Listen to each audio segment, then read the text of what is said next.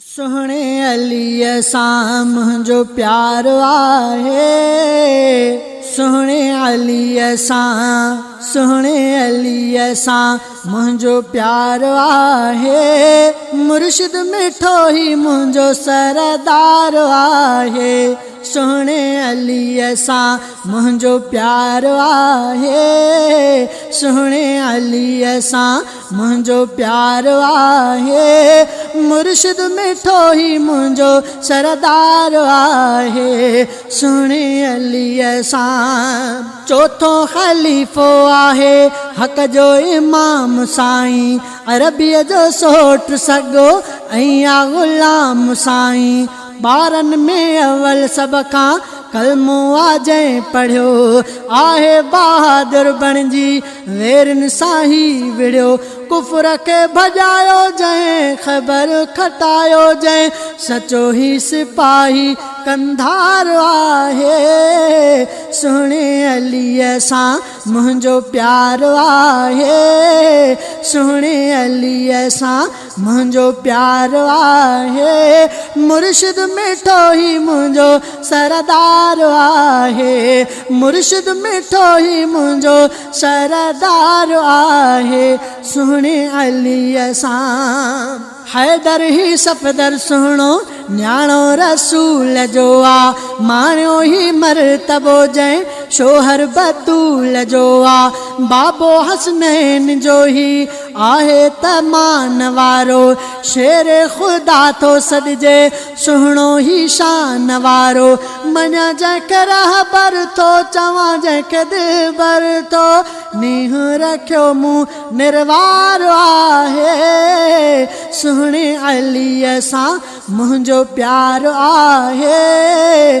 सुहणे अलीअ सां मुंहिंजो प्यार आहे। मुर्शिद मिठो ही मुंहिंजो सरदार आहे। मुर्शिद मिठो ही मुंहिंजो सरदार आहे।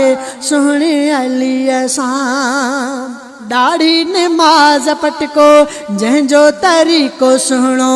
ॾाढी निमाज़ पटको जंहिंजो तरीक़ो सुहिणो। आणियो ही ज़िंदगीअ में उनजो सलीक़ो सुहिणो। आणियो ही ज़िंदगीअ में उनजो सलीक़ो सुहिणो।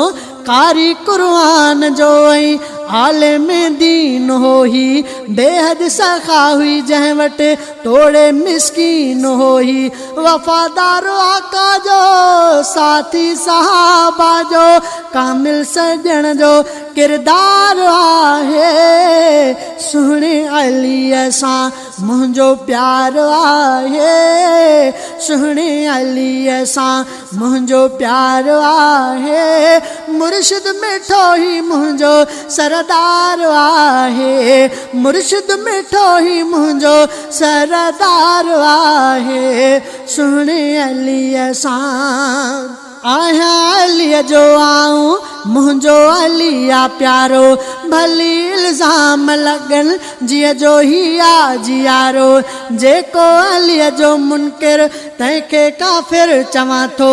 मां त अलीअ तां सदके सदके हर हर थियां थो। सॼो घोरियां जीवन अला बख़्श चए अहसन मुंहिंजे ही मन जो मन ठार आहे। सुहणे अलीअ सां मुंहिंजो प्यार आहे। सुहणे अलीअ सां मुंहिंजो प्यार आहे। मुर्शिद मिठो ही मुंहिंजो सरदार आहे। मुर्शिद मिठो ही मुंहिंजो सरदार आहे। सुहणे अलीअ सां सुहणे अलीअ सां सुहणे अलीअ सां।